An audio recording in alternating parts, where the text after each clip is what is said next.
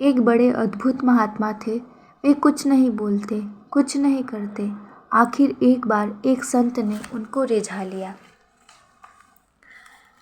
लिया कि महाराज, आपकी बड़ी ऊंची समझ है, ऊंची पहुँच है, परंतु आप कुछ बोलते नहीं, कुछ उपदेश नहीं करते। जैसा भी हो रहा है आपकी दृष्टि में वह सब अच्छा है, बढ़िया है महाराज। आप थोड़ा अपना परिचय दीजिए। महाराज बोले, मैं पहले प्रवचन करता था, बड़े जोर शोर से लोगों को उपदेश देता था कि तुमको ऐसा करना चाहिए, ऐसी प्रार्थना करनी चाहिए, मुक्ति पानी चाहिए। विद्वान तो था ही। एक दिन मैं आराम कुर्सी पर बैठा था और तंद्रा आ गई। देखा कि मैं बड़ा उपदेशक हूँ। बहुतों को उपदेश दिया कि जब ध्यान ऐसे किया जाता है, प्रार्थना ऐसे की जाती है, श्लोक ऐसे बोले जाते हैं। उनमें एक आदमी निपट निराला था, कुछ भी नहीं सीख पा रहा था। मैंने उसे कहा, तू कैसा मूर्ख है, वज्र मूढ़ लगता है।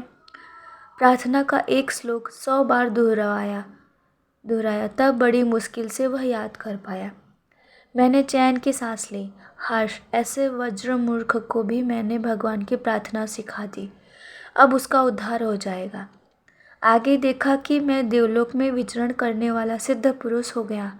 मैं देवदूत की नाई आकाश मार्ग में मन की गति के समान तीव्रता से चलने वाले विमान में जा रहा था। किंतु आश्चर्य यह था कि वह वज्रमूर्ख मेरी गति से भी तीव्र गति से मेरे पीछे आ रहा था। मैं विमान में था, लेकिन वह तो ऐसे ही आ रहा था। मैंने आश्चर्य से पूछा, अरे तू कैसे वज्रमूर्ख? महाराज, पहले तो मैं ऐसे ही भगवान से बात कर लेता था कि तू ही सत्य है, मैं और क्या जानूं।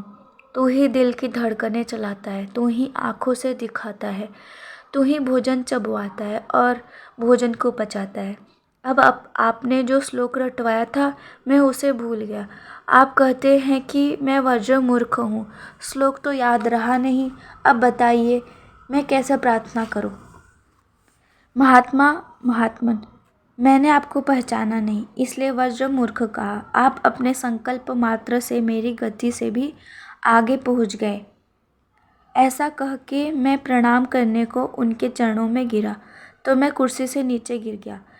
मैं कच्चे विश्वास और पक्के विश्वास में बदलने के लिए ही लाला ने ऐसी लीला की।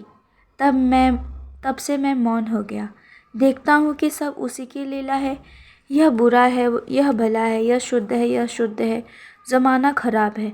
बस अब तो बस हम उसके हैं, वह हमारा है।